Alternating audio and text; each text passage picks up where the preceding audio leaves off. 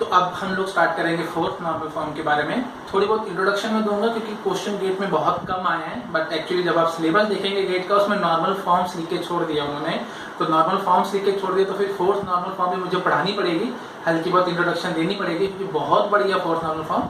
मैं बिल्कुल थोड़ी बहुत इंट्रोडक्शन आपको दे दूंगा और little bit fifth normal form के बारे में भी आपको बता दूंगा, ताकि थोड़ा बहुत आपको आइडिया जरूर रहे कि अगर बाय चांस कोई थ्योरेटिकल क्वेश्चन आए तो आप उसको एग्जाम में अटेम्प्ट कर सकें। ठीक है, बट चांसेस बहुत कम है, बट स्टिल हम छोड़ नहीं सकते, हम चांस नहीं ले सकते, इसलिए मैं आपको थोड़ा सा बता देता हूँ। ठीक है, ओके। तो फोर्थ नॉर्मल फॉर्म मैंने अभी आपको बताया था प्रीवियस वीडियो में, जब हमने देखा था कि why BCNF is not perfect normal form, वहाँ पे मैंने आपको बताया था कि सेपरेशन ऑफ इंडिपेंडेंट फैक्ट्स, यही मेन एम होता है फोर्थ नॉर्मल फॉर्म का।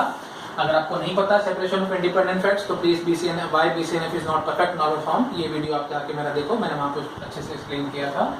ठीक है, तो अब हम बता रहे हैं आपको कि fourth normal form is based on concept of multi value dependencies और MVDs। ठीक है, तो बेसिकली फोर्थ नॉर्मल फॉर्म किस पे बेस्ड होती है? मल्टी वैल्यू डिपेंडेंसीज पे, और हम उसको कैसे रिप्रेजेंट करवाते हैं? A multi value determines B। ठीक है, तो मतलब हम FD कैसे लिखते थे? A implies B, तो यहाँ पे एक एरो और लगा दो तो वो मल्टी वैल्यू डिपेंडेंसी हो जाता है। ठीक है, डेफिनेशन बताते हैं हम। A multi value determine B hold if for all t, u which belong to R, मतलब ये टपल वेरिएबल है जो हम टपल कैलकुलस में बोलते थे, ये वही टपल वेरिएबल है t और u। For all t, u which belong to R, if t of A is equal to u of A, then there must exist B such that V of A is equal to T of A, V of B is equal to T of B, but V of rest is equal to U of rest। ठीक है, ये आपको बहुत अजीब लग रही होगी definition देखने से, बट प्लीज आप 2 मिनट पेशेंस रखिए, बहुत इजी है और 2 मिनट में आपको क्लियर हो जाएगी कि ये डेफिनेशन क्या कह रही है। पहले मैं इस डेफिनेशन को अप्लाई करके दिखाता हूँ, फिर मैं शॉर्टकट भी दिखाऊंगा आपको कि जल्दी जल्दी कैसे पता लगा कि MVD है कि नहीं। ठीक है, ओके। तो एक छोटी सी टेबल लेते हैं, फिर आपको समझ में आएगा कि मैं यहाँ पे क्या कर रहा हूँ। जैसे हम लोग लेते हैं 1 2 3 1 6 8, ठीक है, ऐसे करके मैंने कुछ टेबल में लिखा है। तो हम क्या कह रहे हैं? For all t, u which belong to R, ये रिलेशन होगी हमारी R, this is our table R। उसमें क्या कह रहे हैं? For all t, u which belong to R, तो मतलब हम ये पहला टपल वेरिएबल इसको t मान लेते हैं और इसको u मान लेते हैं। ठीक है, और हम क्या कह रहे हैं कि if t of A is equal to u of A, देखो t का A मतलब 1 और u का A भी 1 है, मतलब अगर ये दोनों मैच कर रहे हैं तो हमें आगे बढ़ के चेकिंग करनी है। अगर ये मैच ही नहीं हुए तो फिर मेरे को आगे चेकिंग ही नहीं करनी, हम चुपचाप बोल देंगे कि MVD है। ठीक है, समझ लो मैं क्या कह रहा हूँ, क्योंकि इफ देन वाली बात है ना, अगर पहली चीज ही मैच नहीं हुई तो फिर हमें चेक करने की जरूरत ही नहीं है। ठीक है, तो खैर चलो हम चेकिंग करते हैं क्योंकि हमारा A मैच हुआ है। तो if t of A is equal to u of A, then there must exist V, मतलब एक नया टपल मुझे V पैदा करना पड़ेगा इसके अंदर, तो हम एक नया टपल V मानते हैं। There must exist V, उसकी क्या खास बात होगी? V of A is equal to T of A, तो V का जो A हो वो T का A हो, मतलब 1, V का जो B हो वो T का B हो, मतलब 2, बट V का जो रेस्ट हो ना वो U का रेस्ट हो, रेस्ट मतलब बचा हुआ पार्ट, तो A और B हो गए तो बचा हुआ पार्ट क्या है? C है, तो V का रेस्ट कौन सा होगा? वो U वाला होगा, U का रेस्ट होगा मतलब 8 होगा। ठीक है, अच्छा अब एक छोटा सा हम ट्रिक खेलते हैं। छोटी सी ट्रिक हम क्या करेंगे, अगर ये t और ये u है, क्योंकि हमने फॉर ऑल t, u बोला था, तो ये स्वैप भी तो हो सकते हैं, मतलब कल को ये u और ये t भी तो बन सकता है। ठीक है, तो फिर हमें एक नया और भी पैदा करना पड़ेगा, मतलब now we need another v, ये तो हमें रखना ही पड़ेगा, एक नया भी हमें डालना पड़ेगा। तो फिर ये सेम डेफिनेशन चलाओ, if t of A is equal to u of A, yes, t of A is equal to u of A, इनका A मैच हो रहा है, मतलब दोनों 1 है, then there must exist V of A is equal to T of A, V of A is equal to T of A, मतलब 1, V of B is equal to T of B, मतलब V of B must be 6, and V of rest must be equal to U का rest, U का rest क्या है? 3। ठीक है, तो मतलब अब फाइनल जाके हम बोल पाएंगे कि ठीक है। तो अब अगर हम ये टेबल अगर आपको ऐसे देते, अगर हम आपको इस टाइप से ये वाली टेबल दें 4 टपल की, तो मैं यहाँ पे कह सकता हूँ कि A multi value determines B hold कर रहा है। ठीक है, बहुत अजीब लग रही होगी आपको, बट प्लीज थोड़ा सा पेशेंस रखिए, 2 मिनट में आपको अभी क्लियर होने लग जाएगा। मैं जब शॉर्टकट दिखाऊंगा आपको तो बहुत इजी काम हो जाएगा ये। ठीक है, ओके। तो फिलहाल अभी शॉर्टकट नहीं, पहले डेफिनेशन अप्लाई करना हम सीख रहे हैं। तो हमने डेफिनेशन आराम से अप्लाई करके दिखाई आपको। तो डेफिनेशन से हमें क्या समझ में आया, अगर हमें हर एक टपल को पकड़ना है u और t, क्योंकि for all t comma u which belong to r हमें हर एक मतलब पेयर को उठाना है और देखना है क्या उनका a मैच कर रहा है। अगर a मैच कर रहा होगा तो एक नया टपल हम लोग v घुसाएंगे बीच में, और v घुसाने के बाद हम लोग क्या कहेंगे कि v का a is equal to t का a, v का b is equal to t का b, बट v का rest is equal to u का रेस्ट। ठीक है, जो हमने यहाँ लिखा हुआ है। ओके, तो अब जरा मैं यहाँ पे आपको चेकिंग कराता हूँ। जैसे मैं यहाँ पे क्यों कह पा रहा हूँ कि इस टेबल के अंदर a मल्टीवैल्यू डिटरमाइन b होल्ड कर रहा है। आप कोई भी दो टपल उठाओ, बाकी आप होमवर्क में करेंगे कि मैं इतना सारा नहीं कर सकता क्योंकि मेरे को सारे पेयर्स बनाने पड़ेंगे। कितने पेयर बनाने पड़ेंगे आपको आई थिंक अंदाजा हो रहा होगा, 4c2 दैट मींस 6 तो बनेंगे अगर हम फिक्स रखें, पहला u दूसरा t, लेकिन पहला t और दूसरा u भी मान सकते हैं, तो 6 × 2 दैट इज 12, तो टोटल 12 पेयर मेरे को बनाने पड़ेंगे और उसके बाद फिर मेरे को एक एक पेयर की चेकिंग करनी पड़ेगी, तो बहुत टीडियस काम हो जाएगा। मैं सिर्फ आपको थोड़ा सी चेकिंग करा के दिखाता हूँ, ठीक है। और मैं कोई भी दो पेयर आपको उठा के दिखाता हूँ, जैसे ये u मान लेता हूँ, ये t मान लेता हूँ। तो देखो t of a is equal to u of a, yes t of a is equal to u of a, दोनों 1 है। तो हमें क्या चाहिए था, देयर मस्ट एग्जिस्ट b। तो अब मैं v किसी को भी मान सकता हूँ, लेट अस सपोज मैं इसको भी मानता हूँ, मुझे भी पता नहीं कौन सा भी निकलेगा, बट स्टिल मैं कोशिश कर रहा हूँ, देखता हूँ एक बार आता है कि नहीं आता। तो हमने क्या बोला, v of a is equal to t of a, ठीक है, v of a is equal to t of a, v of b is equal to t of b, v of b is equal to t of b, but यहाँ पे तो 6 है और यहाँ पे 2 है, तो ये भी नहीं हो सकता। तो मैं नीचे वाले को भी मान के देखता हूँ। तो t of a is equal to, ये देखो v of a is equal to t of a, ठीक है, v of a is equal to t of a, v of b is equal to t of b, ठीक है, और v of rest is equal to u of rest. v of rest मतलब ये c वाला जो part है वो u का रेस्ट है, बिल्कुल ठीक है। यहाँ पे हमारे पास भी आ रहा है, ठीक है। अच्छा, तो ऐसे ही आप अब इन दोनों को माना था ना ut, तो अब नीचे ut मान के देखो, फिर इसको tu एंड सो ऑन, तो आप सारे एक किस्म से सारे चेकिंग करेंगे तो आपको समझ में आएगा कि ये मतलब हर जगह फॉर ऑल t, u हमें v कम से कम 1 जरूर मिल रहा होगा, ठीक है। तो जो भी हमारे पास t और u मिलते हैं हमें फॉर ऑल t, u हमें कम से कम एक ऐसा भी मिलना चाहिए जो ये कंडीशन को सेटिस्फाई करवाएगा, ठीक है। बहुत कॉम्प्लेक्स लग रही होगी डेफिनेशन, पर ठीक है, अब बहुत हुआ। अब मैं आपको शॉर्टकट दिखाता हूँ, ये सब छोड़ो, ये सब तो मतलब इतना एग्जाम में आप अप्लाई भी नहीं कर पाएंगे, बट स्टिल अगर डेफिनेशन है तो हमें डेफिनेशन क्लियर होनी चाहिए थी। शॉर्टकट समझोगे तो शॉर्टकट बहुत ईजी है, ABC 1 2 3 एंड 1 6 8। अगर हमारे पास ये टपल्स है ना, तो मल्टीवैल्यू डिपेंडेंसीज का बेसिक मतलब क्या है, मैंने आपको जैसे बताया था कि सेपरेशन ऑफ इंडिपेंडेंट फैक्ट्स, मतलब जो भी इंडिपेंडेंट फैक्ट्स हैं उनको सेपरेट आउट करना है, मतलब उनकी लिंकिंग आपस में हटानी है। तो हम लोग क्या करेंगे, हम 2 को 8 के साथ, 6 को 3 के साथ, बस ऐसे लिंक कर दो। मतलब अब हम नए टपल और कौन से ऐड कर देंगे, 1 2 8 1 6 3, ठीक है, 1 6 3 एंड 1 2 8, बस यही है हमारी मल्टीवैल्यू डिपेंडेंसी। अब देखो ये टेबल ये नहीं बन के आई, सेम टू सेम है, ठीक है। तो ये हमारा शॉर्टकट है। आपको क्या करना है, अगर हमें जैसे a मल्टीवैल्यू डिटरमाइंस b होल्ड करवाना था, तो हमने यहाँ पे अगर ये a मैच हुआ है तो b 2 6 अलग अलग था, तो जिसके साथ जो भी c था हर एक c के साथ हर एक b को लिंक कर दो, ठीक है। एक और मैं दिखाता हूँ तब आपको थोड़ा और समझ में आएगा। जैसे अगर हम ABC 1 2 3 1 6 8 1 8 5 अगर हमने ये रखा, तो हम पहला 2 को पकड़ेंगे 3 के साथ, 8 के साथ, 5 के साथ, सब के साथ लिंक करेंगे। 1 2 3 तो है ही, तो हम लोग 1 2 8 ऐड कर देंगे, फिर 1 2 5 ऐड कर देंगे।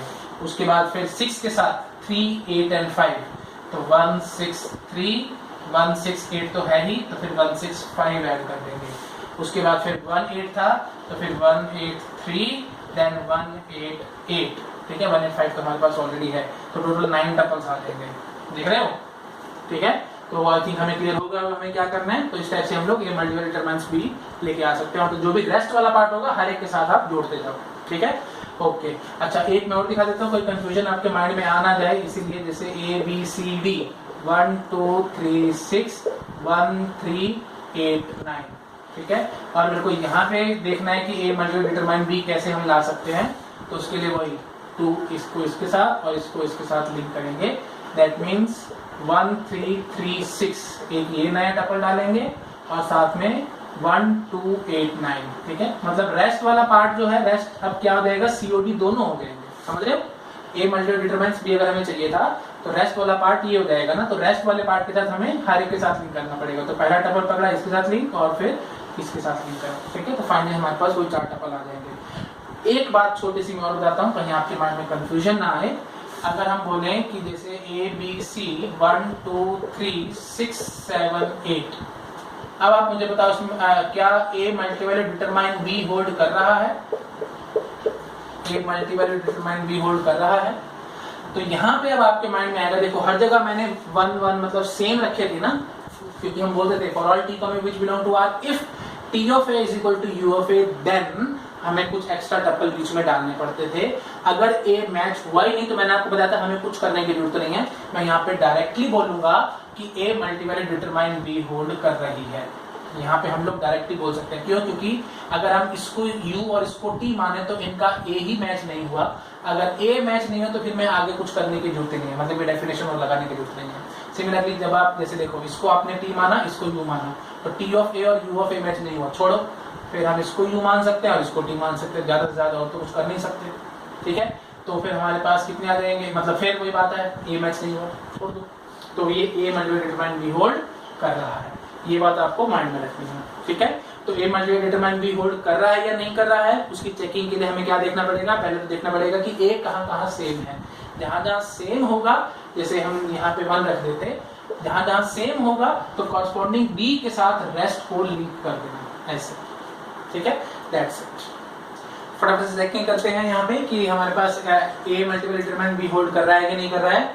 देखो पहले क्वेश्चन में A B C है, तो यहाँ पे 1 3 6 1 4 8, तो A मैच हुआ है ना, तो यहाँ पे 3 के साथ 8 4 के साथ 6 मैच होना चाहिए था, बट यहाँ पे सिर्फ 2 ही टपल हैं, तो A multivalued determine B hold नहीं कर रहा है।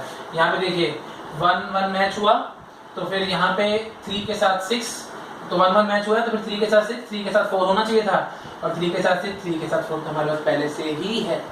आप समझ पा रहे हो? देखो अगर आपको लग रहा है कि 1 1 मैच हुआ तो फिर ऐसे और ऐसे मैच करना चाहिए था, तो आप बोलो 1 3 4 नाम का टपल ऐड करना पड़ेगा, 1 3 4 तो पहले से ही है, तो 1 3 6 ऐड करना पड़ेगा, 1 3 6 तो पहले से ही है।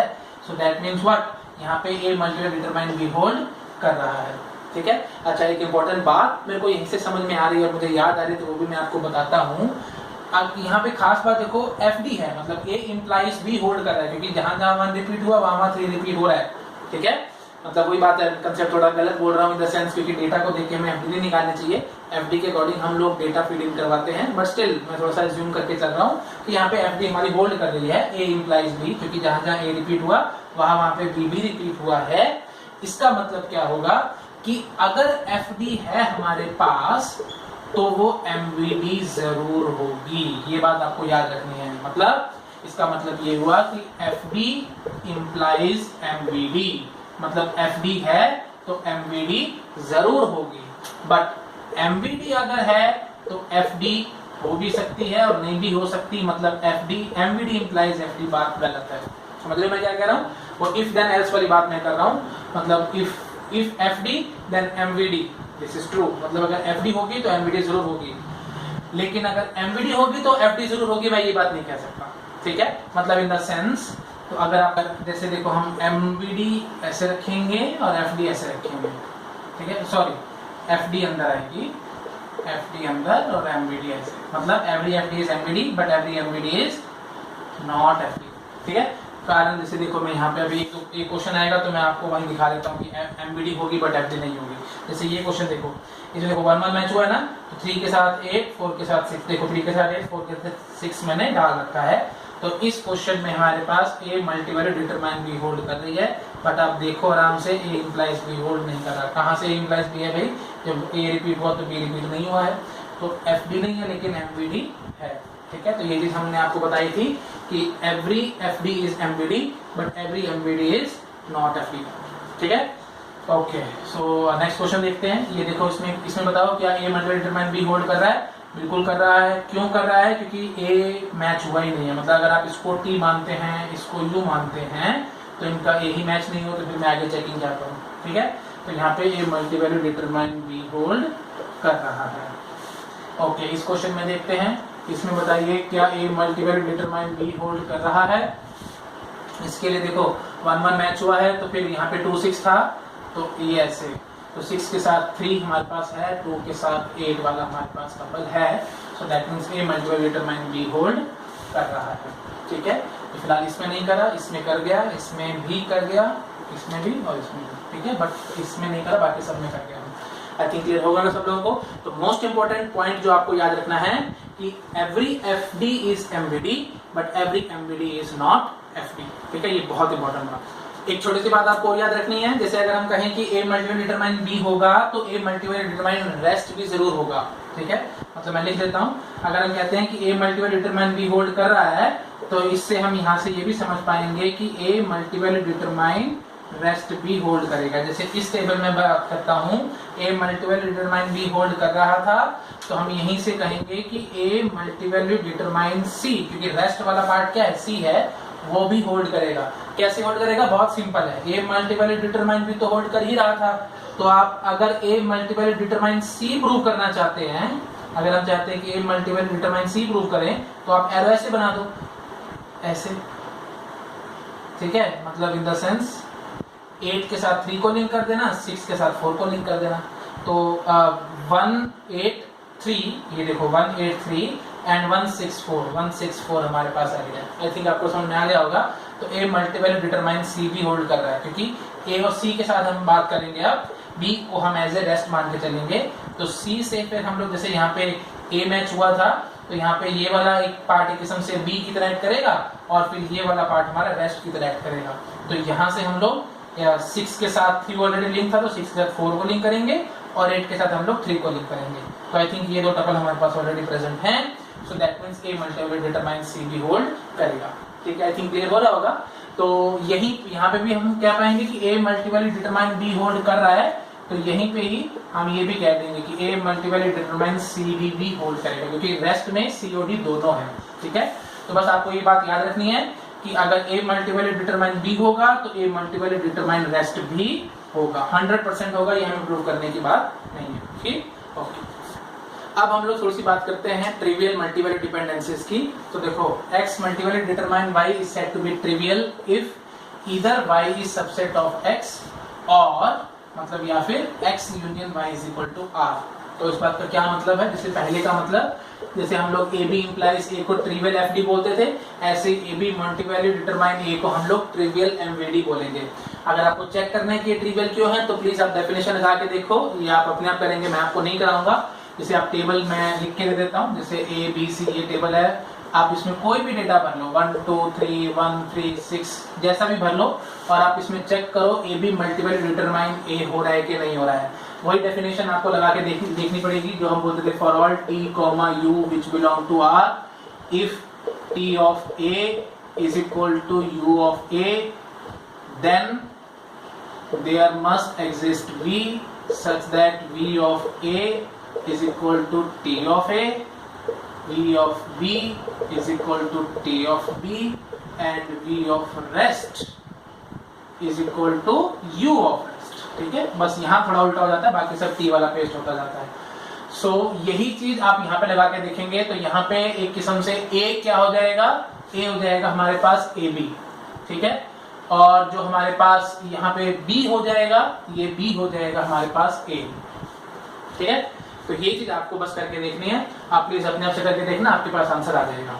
ठीक है, तो ये चीज तो अजीब है, मतलब अजीब क्या, बहुत सिंपल है, इसलिए मैं छोड़ रहा हूँ, ये चीज आप अपने आप करके देखेंगे। और B है x union y is equal to r, ये बहुत बेसिक सी बात है। जैसे सपोज करो हमारे पास ये है a और b, 1 2 1 3 6 7 कुछ मैंने ऐसे डबल डाल दिए, तो आप मुझे बताओ क्या a multiple determine b hold करेगा? 100% करेगा, और this is always true. Trivial का मतलब क्या होता है, विच इज ऑलवेज ट्रू। तो ए बी मल्टीपल डिटरमाइन ए, ये ऑलवेज ट्रू है, आपको चेक करने की जरूरत नहीं है, आप यहाँ पे डेफिनेशन लगा के देखना, आपके पास आंसर आएगा। और सिमिलरली अगर x union y is equal to r हो जाए, जैसे यहाँ पे देखो a union b is r only, मतलब एक्चुअल टेबल इटसेल्फ, तो हम क्या कहेंगे कि a multiple determine b always hold करेगा। कारण बहुत सिंपल है, यहाँ पे रेस्ट वाला पार्ट है ही नहीं। अगर कोई रेस्ट होता तो मैं फिर इसके साथ ऐसे कुछ एरो बना के और कुछ सॉल्व करने की कोशिश करता ना, जब यहाँ पे एक्स्ट्रा कुछ है ही नहीं तो मैं लाऊं क्या। तो इसलिए a multiple determine b always true होगा जब a union b is equal to r होगा। ठीक, ओके, तो आई थिंक आपको समझ में आ गया होगा ट्रिवियल का मतलब क्या है। अच्छा, एक दो बातें और इंपॉर्टेंट है, वो भी मैं डिस्कस कर लेता हूँ। FDs are also known as equality generating dependencies. क्यों इक्वालिटी जनरेटिंग डिपेंडेंसीज कहते हैं इसको, ये टर्म है इंपॉर्टेंट, प्लीज आ सकती है एग्जाम में, याद रखना। इक्वालिटी जनरेटिंग जो कहते हैं, क्योंकि it's definition is all about equality, मतलब जहां जहां ए रिपीट हुआ वहां पे बी हमें रिपीट करना पड़ेगा, इसलिए उसको हम लोग इक्वालिटी जनरेटिंग डिपेंडेंसीज कहते हैं।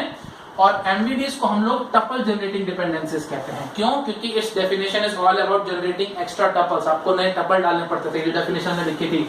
For all t, u which belong to R, if t of a is equal to u of a, then there must exist v। मतलब एक टपल हमें एक्स्ट्रा चाहिए बीच में, इसलिए हम इसको क्या बोलते हैं? Tuple generating dependencies. ठीक है, तो एफडीज को इक्वालिटी जनरेटिंग डिपेंडेंसीज और एमवीडीज को टपल जनरेटिंग डिपेंडेंसीज हम लोग कहते हैं। आई थिंक क्लियर हो गया होगा सब लोगों को। अब मैं फोर्थ नॉर्मल फॉर्म की डेफिनेशन दिखाता हूं और फिर मैं आपको प्रोसीजर दिखाऊंगा कि कैसे हम लोग टेबल को तोड़ सकते हैं फोर्थ नॉर्मल फॉर्म में। ठीक है, ओके। सो डेफिनेशन देखते हैं अब हम लोग फोर्थ नॉर्मल फॉर्म की।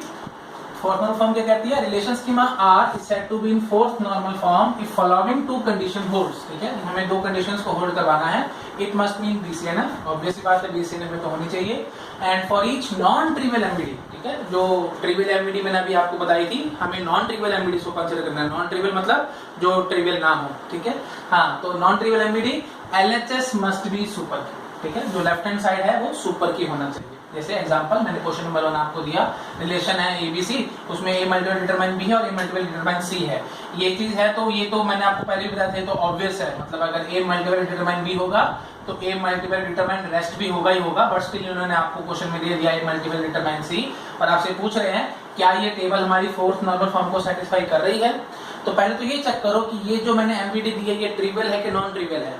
ये एक्चुअली में नॉन ट्रिवियल है। क्यों? क्योंकि A मतलब B A का सबसेट भी नहीं है यहाँ पे, ऑब्वियसली हमें नजर आ रहा है, तो अलग अलग एट्रीब्यूट्स हैं। और दूसरी बात, A यूनियन B करके मैं एक्चुअल रिलेशन तक भी नहीं पहुंच पा रहा हूँ, क्योंकि एक्चुअल रिलेशन में तो A B C तीनों हैं। तो ये नॉन ट्रिवियल एमवीडी है। अब आप मुझे बताओ इसमें क्या LHS सुपर की है? हमने यही बात बोली है कि LHS मस्ट बी सुपर की फॉर एवरी एमवीडी। तो आपको लगेगा कि A से B का रास्ता है, A से C का रास्ता है, तो ये हमारी कैंडिडेट की, एवरी कैंडिडेट की सुपर की एंड सो ऑन। प्लीज ये सब बातें बिल्कुल मत करना, ये बिल्कुल बकवास बात कर रहे हो। क्यों बकवास बात कर रहे हैं हम लोग? क्योंकि ये एफडीज नहीं है। एफडीज में हम लोग सुपर की या कैंडिडेट की उन सब की बातें करते हैं ना। अगर हमारे पास फंक्शनल डिपेंडेंसी है ही नहीं तो मैं सुपर की कैंडिडेट की बात ही नहीं कर सकता। ठीक है, तो यहाँ पे ये कोई सुपर की नहीं है, तो इसीलिए ये एमवीडी हमारी फोर्थ नॉर्मल फॉर्म को सेटिस्फाई नहीं कर रही है। सिमिलरली ये भी नहीं कर रही है, ये भी नॉन ट्रिवियल एमवीडी है। सो दैट मींस ये आपकी फोर्थ नॉर्मल फॉर्म में नहीं है। ठीक है, अच्छा, अब अगर मैं आपसे पूछूं कि इसमें क्या सुपर की या कैंडिडेट की कौन सी होगी, तो आप क्या आंसर करोगे? क्योंकि मेरे पास एफडी तो दी नहीं है, तो मैं मानूंगा कि यहाँ पे कोई एफडी है ही नहीं। अगर कोई एफडी है ही नहीं तो हमने आपको बताया था वो BCNF को सेटिस्फाई करती है। तो मैं पहली बात तो यहाँ ये कर लेता हूँ कि इस टेबल की नॉर्मल फॉर्म BCNF है, बट फोर्थ नॉर्मल फॉर्म नहीं है। और इसकी कैंडिडेट की कौन सी होगी? आई थिंक आपको गैस हो रहा होगा, ABC। This is my candidate की, एंड एवरी कैंडिडेट की सुपर की, तो ये सुपर की भी होगी। ठीक है, तो ABC मतलब तीनों को मिला दो तो एक यूनिक टपल हमारे पहचान में आएगा ही आएगा ना। तो ऑब्वियसली वो हमारी कैंडिडेट की बन जाएगी। आई थिंक क्लियर हो गया सबको मैं क्या कहना चाह रहा हूँ। क्योंकि कैंडिडेट की का मतलब क्या था? Which uniquely and minimally identified tuple of a relation. तो अब हमारा टपल क्या होगा? यहाँ पे ABC की एक वैल्यू को पकड़ लूँ, एक रो पकड़ लूँ, तो वो रो कब पकड़ में आएगी? जब मैं तीनों की एक वैल्यू दे दूँ। अगर तीनों की मैं वैल्यूज दे दूँ आपको, तो पक्की बात है एक सिंगल रो ही हमारे पास पकड़ में आएगी। तो इसलिए ये कैंडिडेट की है, एवरी कैंडिडेट की सुपर की, तो ये सुपर की भी होगी। ठीक है, ओके। मिनिमल क्यों है? क्योंकि ना तो AB की वैल्यू देने से यूनिक टपल पहचान में आ रहा होगा, ना BC का, ना AC का, एंड सो ऑन। प्लीज मैं सारी बातें दोबारा रिपीट नहीं करूंगा। ओके, सो फाइनली हम क्या बोलेंगे कि फोर्थ नॉर्मल फॉर्म तक नहीं पहुंच पाई, बट ये BCNF तक पहुंच पाए। ठीक है, अच्छा, एक बात मेरे माइंड में और आ रही है, आप मुझे इस बात का आंसर करो।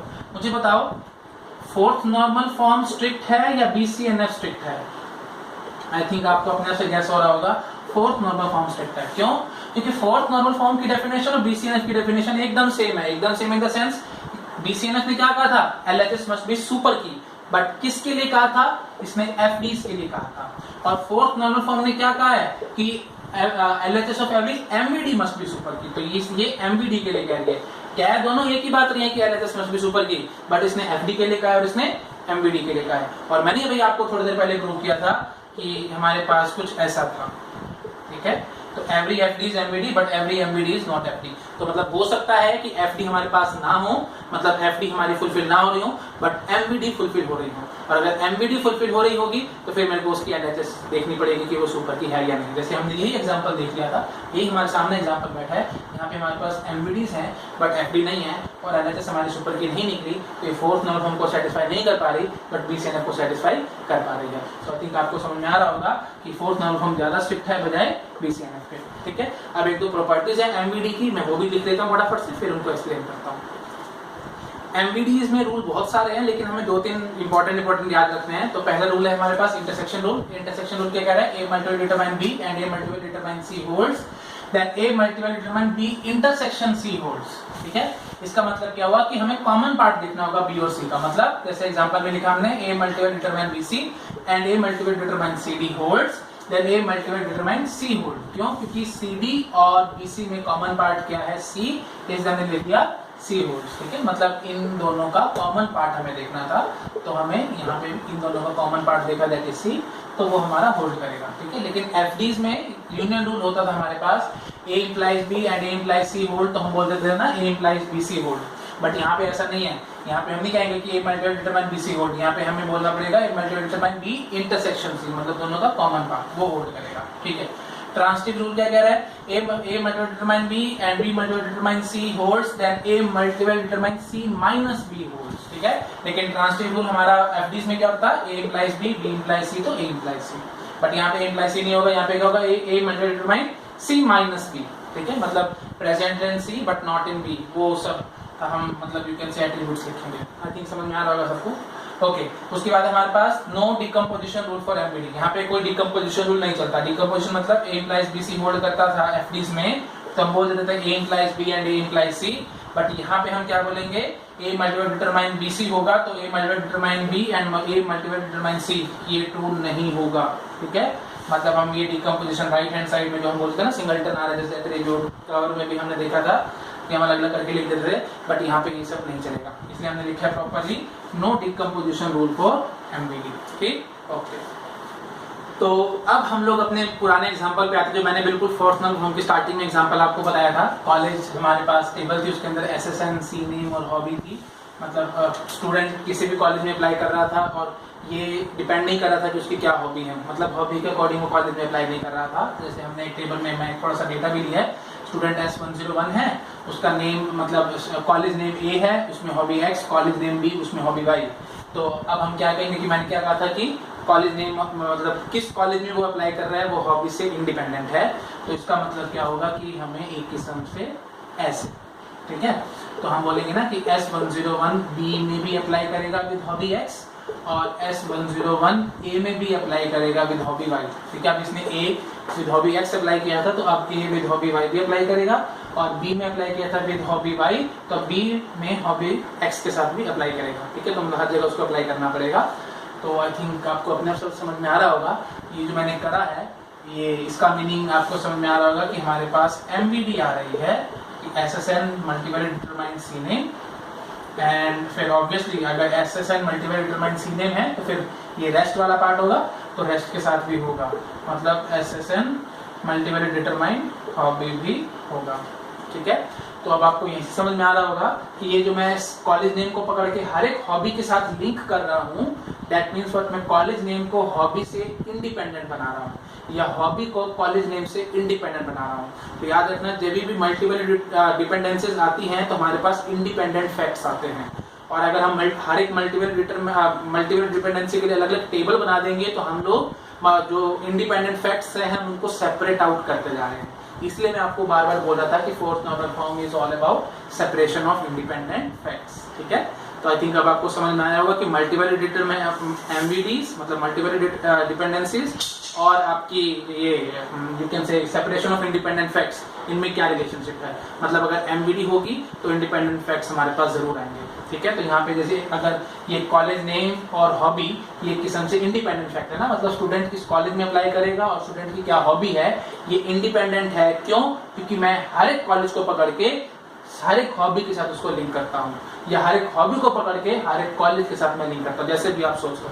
ठीक है, तो मल्टीपल डिपेंडेंसीज और एक किस्म से independent facts, these are one and the same thing. तो जितनी एमवीडीज उतने हमारे पास इंडिपेंडेंट फैक्ट्स होंगे। तो यही इंडिपेंडेंट फैक्ट्स हम फोर्थ नॉर्मल फॉर्म में सेपरेट आउट कर रहे हैं। ठीक है, तो अब हमारे पास हम फाइनली क्या बोलेंगे कि ये कॉलेज हमारा यू कैन से टेबल थी और उसके अंदर ये हमारे पास दो एमवीडीज हैं, बट एफडी हमारे पास कोई थी ही नहीं, क्योंकि स्टूडेंट मल्टीपल कॉलेज में अप्लाई करता था और स्टूडेंट की मल्टीपल हॉबीज होती थी। ये चीज मैंने आपको थोड़ी देर पहले सारी समझाई थी। तो एफडी हमारे पास नहीं थी, तो बीसीएन को सेटिस्फाई कर रही थी, बट फोर्थ नॉर्मल फॉर्म को सेटिस्फाई नहीं कर रही थी। तो फोर्थ नॉर्मल फॉर्म के लिए ये क्यों नहीं सेटिस्फाई कर रही? क्योंकि SSN हमारी सुपर की नहीं है, ये MVD है और MVD होने के बावजूद ये SSN सुपर की नहीं है, ये भी MVD है, SSN हमारी सुपर की नहीं है। मैंने आपको पहले भी बताया था, बट स्टिल मैं एक बार और बोलता हूँ, ये सुपर की क्यों नहीं है? आपके मन में आएगा कि SSN से सीने मारा है, SSN से हो भी आ रही है, तो SSN हमारी सुपर की हो जाएगी, वे कैंडिडेट की हो जाएगी, एवरी कैंडिडेट की सुपर की, तो SSN हमारी सुपर की है। बट एक्चुअली ऐसा नहीं है, ये FDs नहीं है, ये MVDs हैं। अगर FDs होती तो मैं सुपर की वाली बात कह सकता। तो अगर यहाँ पे मैं बोलूंगा कि कैंडिडेट की कौन सी है, तो आप कैंडिडेट की बोलेंगे इन तीनों को मिला के, ठीक है? क्योंकि इन तीनों को अगर मैं ले लूंगा, इन तीनों की एक वैल्यू पकड़ लूंगा, तो यूनिक टपल मेरे पास पहचान में जरूर आ जाएगा, मतलब इन तीनों को मिला के कैंडिडेट की, और वही हमारी सुपर की हो जाएगी, ठीक है? तो प्लीज किसी तरह की कंफ्यूजन मत रखना, मैंने सारी बातें दोबारा रिपीट करी हैं आपके सामने, ठीक है?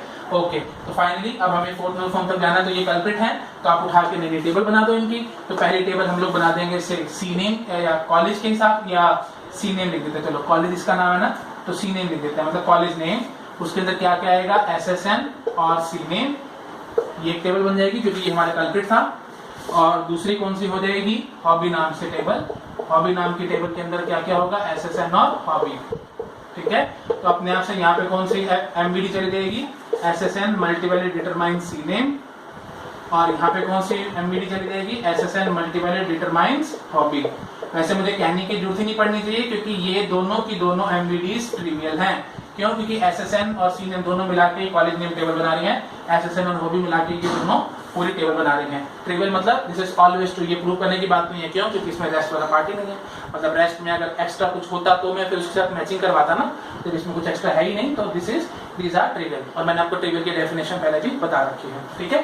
So this is trivial, hence ये टेबल और ये टेबल दोनों फोर्थ नल फॉर्म को सेटिस्फाई कर रही हैं। अब ये डिजाइन बहुत अच्छा है, मान लो जैसे स्टूडेंट ने 6 कॉलेज में अप्लाई करना है, उसकी 5 हॉबी हैं, तो हमें सिर्फ 11 टपल डालने पड़ेंगे इन टेबल्स के अंदर।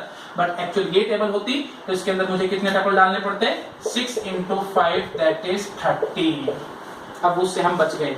अच्छा, अब आपको लगेगा कि कहीं लॉसी या लॉसलेस वो सब बात आपके मन में आ सकती है, तो मैं वो भी क्लियर कर देता हूँ। जब 6 टपल में डालूंगा इसके अंदर तो SSN सेम चल रहा होगा, यहाँ पे 5 टपल डालूंगा तो यहाँ पे SSN सेम चल रहा होगा। जब मैं दोनों टेबल्स का नेचुरल जॉइन करवाऊंगा तो एक्चुअली में यही टेबल मेरे पास वापस आ जाएगी। दैट मींस जो मैंने डिकम्पोजिशन करके दिखाई है that is lossless decomposition. I think समझ में आ जाएगा सबको मैं क्या कहना चाह रहा हूँ। यहाँ पे 6 टपल है, यहाँ पे 5 टपल है, 6 के 6 टपल में SSN सेम चल रहा है, 5 के 5 टपल में यहाँ पे SSN सेम चल रहा है। तो पहले टपल को यहाँ से पकड़ूंगा SSN S101, जैसे यहाँ पे यहाँ से देखो S101 होगा यहाँ पे, तो यहाँ पे 5 जगह S101 होगा, तो जब नेचुरल जॉइन करवाऊंगा तो 5 टपल आएंगे, फिर नेक्स्ट को पकड़ के फिर 5 आएंगे एंड सो। तो टोटल 30 टेबल्स की 30 टपल्स की टेबल हमारे पास ये रेडी हो जाएगी इन दोनों का नेचुरल जॉइन करवा के।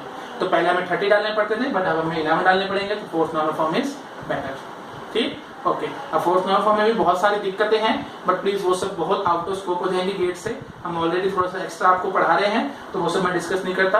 अब मैं डायरेक्ट छोटा सा इंट्रोडक्शन फिफ्थ नॉर्मल फॉर्म का दे देता हूँ, ताकि आपको थोड़ा सा आइडिया रहे कि फिफ्थ नॉर्मल फॉर्म क्या है और उसमें हम लोग क्या रिमूव करते हैं, ठीक? तो फोर्थ नॉर्मल फॉर्म में हमें याद रखना है कि हम लोग मल्टीपल डिपेंडेंसीज को रिमूव करते हैं, ठीक है? अगर मल्टीपल डिपेंडेंसी हमें रखनी भी पड़ रही है तो LHS मस्ट बी सुपर की, ये चीज हमें माइंड में रखनी है, ठीक? ओके।